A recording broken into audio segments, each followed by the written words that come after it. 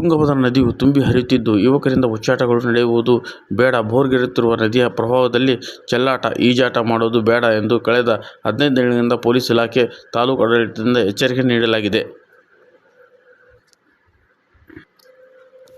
ನದಿಯ ಪ್ರವಾಹವನ್ನು ವೀಕ್ಷಿಸಲು ಸಾರ್ವಜನಿಕರು ತಂಡೋಪತಂಡವಾಗಿ ಬರುತ್ತಿದ್ದು, ನದಿಯ ಬಳಿ ಇಳಿಯದಂತೆ ಹಾಗೂ ಈಜಾಟ ಮಾಡದಂತೆ ಪೋಷಕರುಗಳು ತಮ್ಮ ಮಕ್ಕಳಿಗೆ ಎಚ್ಚರಿಕೆ ನೀಡುತ್ತಿರುವ ದೃಶ್ಯ ಸಾಮಾನ್ಯವಾಗಿತ್ತು. ಪಕ್ಕದಲ್ಲಿ ಇರುವ ರಾಜ್ಯ ಹೆದ್ದಾರಿಯ ಬದಿಯಲ್ಲಿ ನದಿಯನ್ನು ನೋಡಲು ಬರುವ ಅಪಾರ ಸಂಖ್ಯೆಯ ಪ್ರವಾಸಿಗರಿಗೆ ಅವಶ್ಯವಿರುವ ತಿಂಡಿ ತಿನಿಸುಗಳನ್ನು ಮಾರಾಟ ಮಾಡುತ್ತಿದ್ದ ವ್ಯಾಪಾರಿಗಳ ಮೊಗದಲ್ಲಿ ಸಂತಸದ ಕಳೆ ಮೂಡಿತ್ತು. ನದಿಯ ದಟ್ಟದಲ್ಲಿರುವ ಶ್ರೀ ರಾಘವೇಂದ್ರ ಮಠದ ಬಳಿ ನೂತನವಾಗಿ ತುಂಗಾರ್ತಿ ಕಾರಣಕ್ಕಾಗಿ ನಿರ್ಮಾಣವಾಗಿರುವ ಮೆಟ್ಟಲುಗಳೆಲ್ಲವೂ ಸಂಪೂರ್ಣ ಜಲಾವೃತವಾಗಿದ್ದು, ಬದಿಯಲ್ಲಿರುವ ಈಶ್ವರ ಪುತ್ಥಳಿ ಹಾಗೂ ಮಂಟಪಗಳ ಬಳಿಯವರೆಗೂ ನದಿಯ ಪ್ರವಾಹ ಆಗಮಿಸಿದ್ದು ನೋಡುಗರ ಕಣ್ಣುಗಳನ್ನು ತಣಿಸುತ್ತಿದೆ.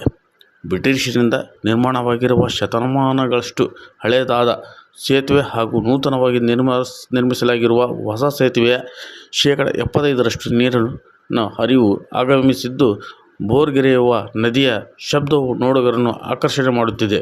ಅಪಾರ ಪ್ರಮಾಣದಲ್ಲಿ ಹರಿಯುತ್ತಿರುವ ನೀರು ಮೇಲಿಂದ ಕೆಳಗೆಯಿಂದ ಮೇಲೆ ಚಿಮ್ಮುತ್ತಿದ್ದು ನೋಡುಗರನ್ನು ಗೋಳಿಸುತ್ತಿದೆ. ನದಿ ತುಂಬಿ ಹರಿಯುತ್ತಿದೆ, ಯುವಕರಿಂದ ಹುಚ್ಚಾಟಗಳು ಬೇಡ.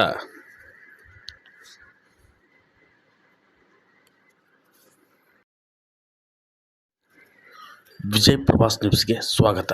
ಭೋಗೆರೆದು ತುಂಬಿದ ತುಂಗಭದ್ರಾ ಒಡಲು ನೋಡಲು ಆಗಮಿಸುತ್ತಿರುವ ಜನಸಾಗರ. ಹರಿಹರ ಭೋಗೆರೆದು ತುಂಬಿದ ತುಂಗಭದ್ರೆಯ ಒಡಲನ್ನು ನೋಡಲು ಆಗಮಿಸುತ್ತಿರುವ ಜನಸಾಗರ.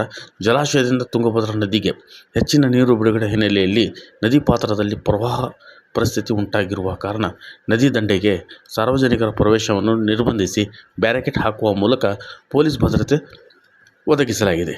ಪ್ರಸ್ತುತ ಮಾನ್ಸೂನ್ ಹಂಗಾಮಿನಲ್ಲಿ ಕಳೆದ 1 ತಿಂಗಳಿನಿಂದ ನದಿಯ ಉಗಮ ಸ್ಥಾನಗಳಲ್ಲಿ ಧಾರಾಕಾರ ಮಳೆಯ ಹಿನ್ನೆಲೆ ಹಾಗೂ ಜಲಾಶಯದಿಂದ ಹೆಚ್ಚಿನ ಪ್ರಮಾಣದ ನೀರನ್ನು ನದಿಗೆ ಹರಿಯಬಿಟ್ಟಿರುವ ಪರಿಣಾಮವಾಗಿ ಬುಧವಾರ ಅತಿ ಹೆಚ್ಚು ಮಟ್ಟದಲ್ಲಿ ಒಡಲು ತುಂಬಿ ಹರಿಯುತ್ತಿರುವ ತುಂಗಭದ್ರೆಯನ್ನು ನೋಡಲು ಜನರಿಗೆ 2 ಕಣ್ಣು ಸಾಲದಾಗಿದೆ.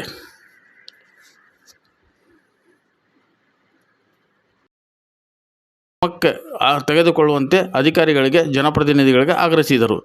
ವರದಿ ಶೇಖ್ ಅಲ್ತಾಫ್, ವಿಜಯ ಪ್ರವಾಸ್ ನ್ಯೂಸ್ ಕನ್ನಡ, ಹರಿಹರ.